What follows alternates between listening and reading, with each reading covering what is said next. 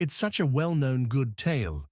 A struggling 22-year-old filmmaker arrives in Los Angeles to make it big in show business and crashes at his uncle's house until it occurs.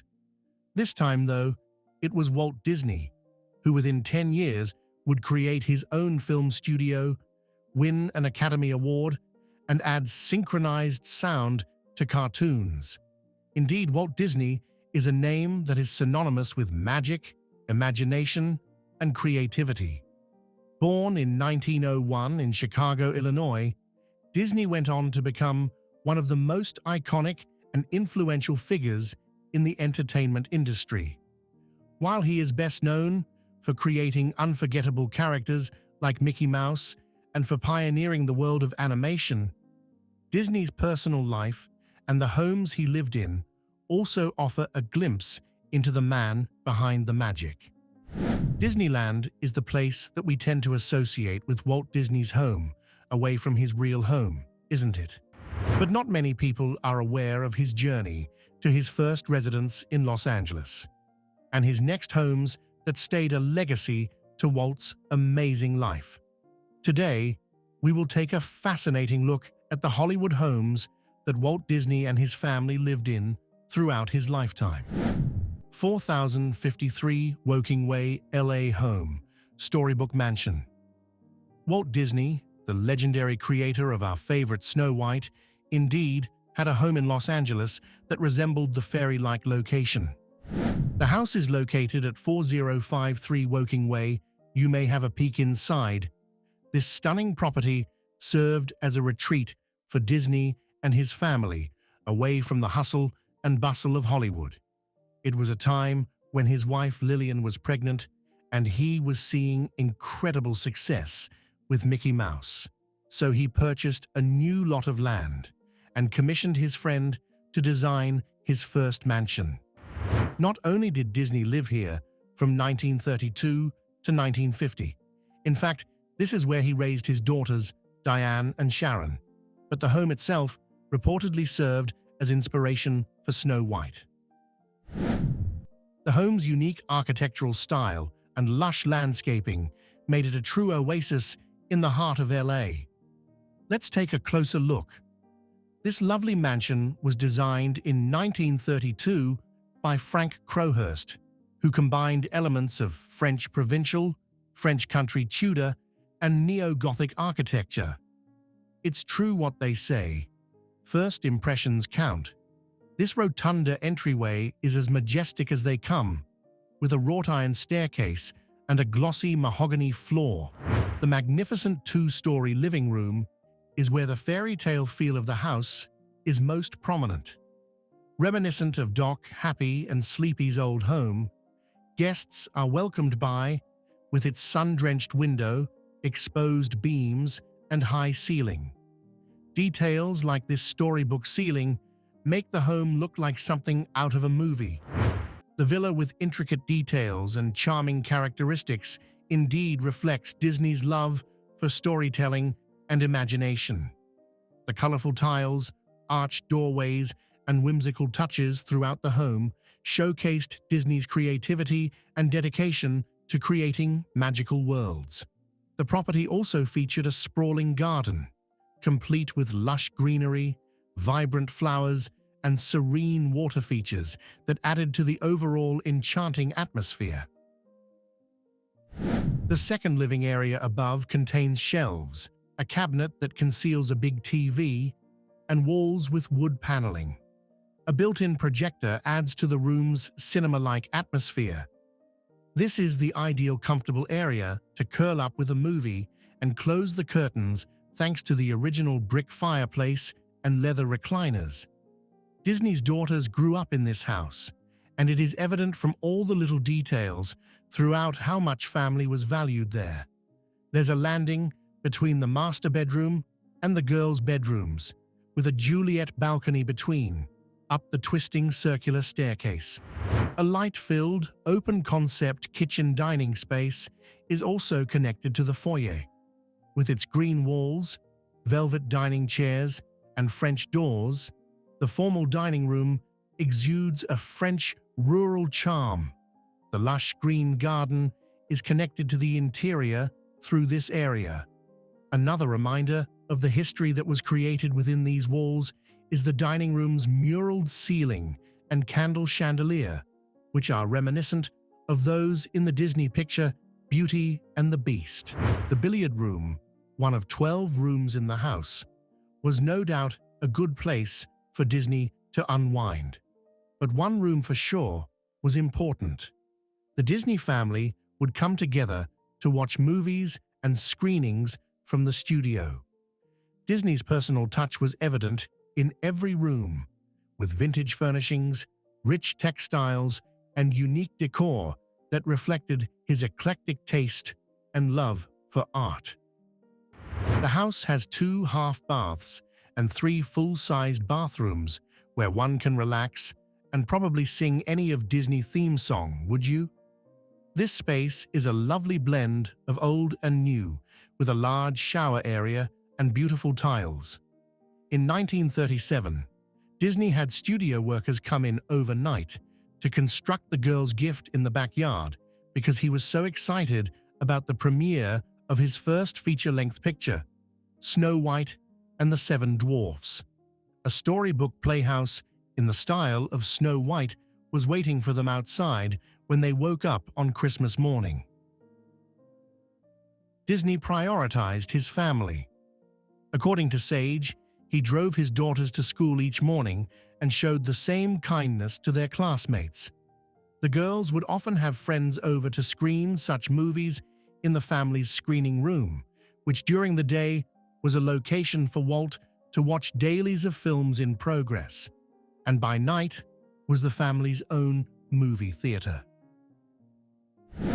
An interesting fact is that in 1955, Walt's Disneyland theme park in Anaheim was designed in a complementary style to the whimsical architecture of this property, which defines the fairy tale aesthetic of the 1920s and 30s.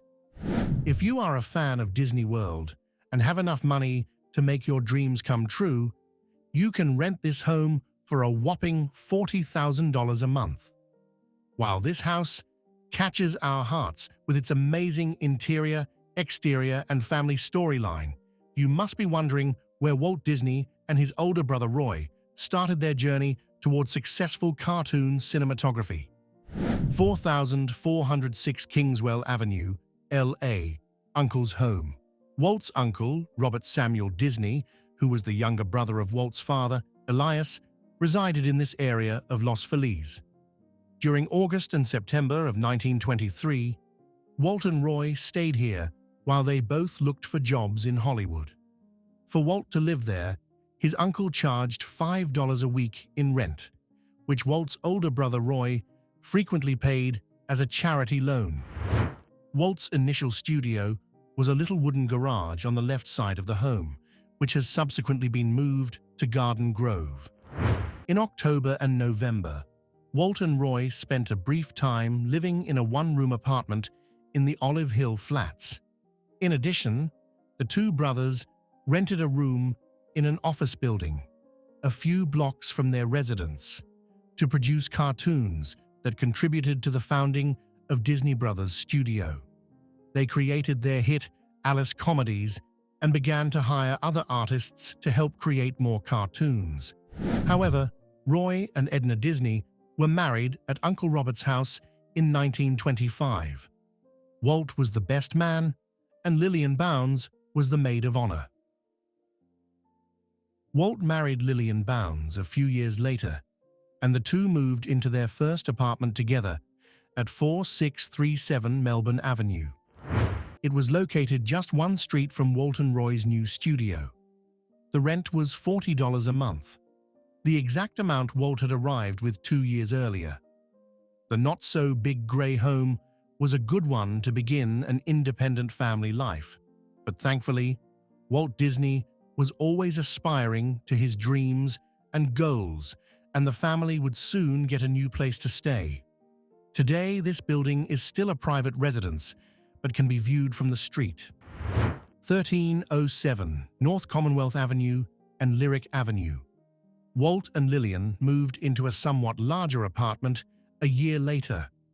Lillian didn't enjoy her stay at Melbourne Avenue and was not a fan of apartment life. Thus, they used their new flat at Commonwealth Avenue as a temporary residence before relocating to their first home. Although the apartment building was tragically destroyed in 1962, the street where it originally existed is still open for anyone to see. Over time, Walt and Roy used the money they made from their cartoons to purchase similar homes on Lyric Avenue. Walt and Lillian were living next door at 2491 Lyric Avenue, where Roy and Edna resided. The residences weren't elaborate. Each of them only had 2 bedrooms. However, they served as a symbol of the brothers' progress in the short period since their arrival in the Golden State. And here is where they were residing. At the time, Mickey Mouse was starting to catch the attention. The present owners of both sites are still private residences, and while they are aware of and value the building's past, they would like not to have any disturbances. In January 1926, in the midst of a downpour, the Disney brothers borrowed a truck and relocated their business from their Kingswell Avenue studio to a larger location on the corner of Hyperion Avenue between Griffith Park Boulevard and Monon Street. They slowly but surely built a new film empire over the next few years. Carolwood Estate.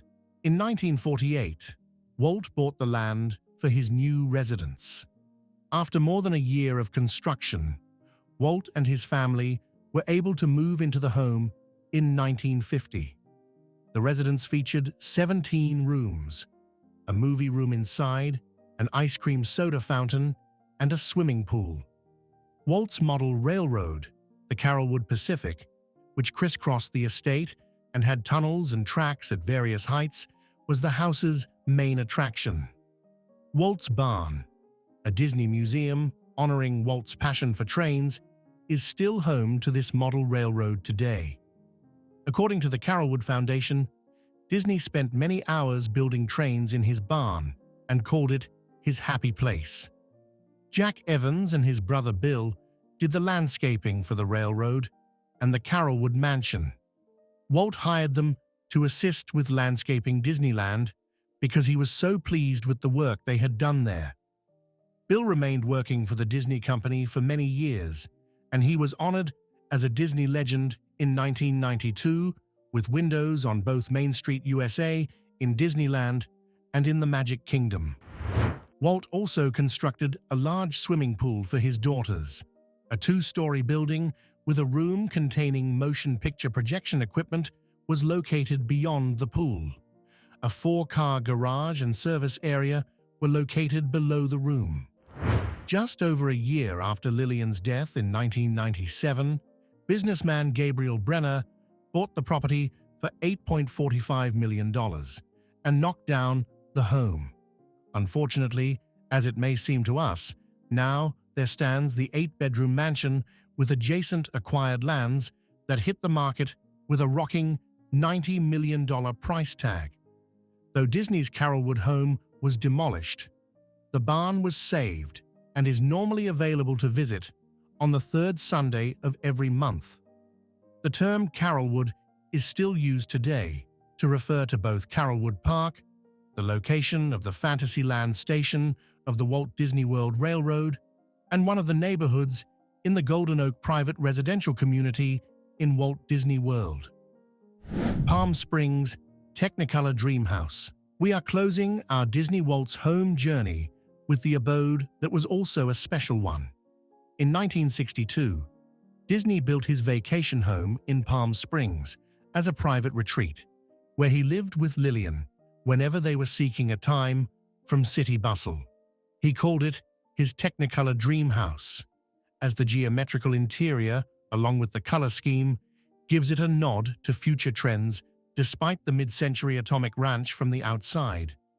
The bright red front door leads to a colorful foyer with a mirrored ceiling despite the home's mild exterior. The greater part of the wall facing the back is lined with glass doors, the same bold red hue as well as numerous geometric-style furnishings, can be spotted throughout the home. Mickey Mouse patterns can be seen on the living room's curtains, and the 4 ensuite bedrooms of the house also have exciting pop art-inspired decor, including framed Disney character images and walls decorated in shades of orange, turquoise, powder blue, and purple. The master bedroom has sliding glass doors leading to the outside and an accent wall painted in a vibrant hue. The 3 guest rooms located at the other end of the house feature bright accent walls and furnishings, just like the master bedroom. One of these rooms is designed almost as if from the Mickey Mouse series, with a large painting and bold red hues all around. With its covered patio, pool, and jacuzzi, the backyard is a great place to host guests. According to Insights, the Palm Springs residence was constructed by the Disney family just about the time a black and white series was changed to color scheme to become Walt Disney's Wonderful World of Color. This could account for the house's excessive use of spot color. In 2020, a colorful Palm Springs house went on the market for $1.095 million. And no matter for how much the house is sold, Walt Disney's homes reflect his lifelong dedication to creativity, innovation, and storytelling, telling a personal story of his dreams and unwavering commitment to bringing magic to the world. As we have reached the end of our Disney journey, we hope you learned more information about your favorite movie creator and even could imagine how it feels to live in the Snow White villa. We wonder what thoughts you have after watching this video. Is there anything you want to add about Disney's life and heritage? Leave comments below and any ideas for our future videos. Thank you for watching.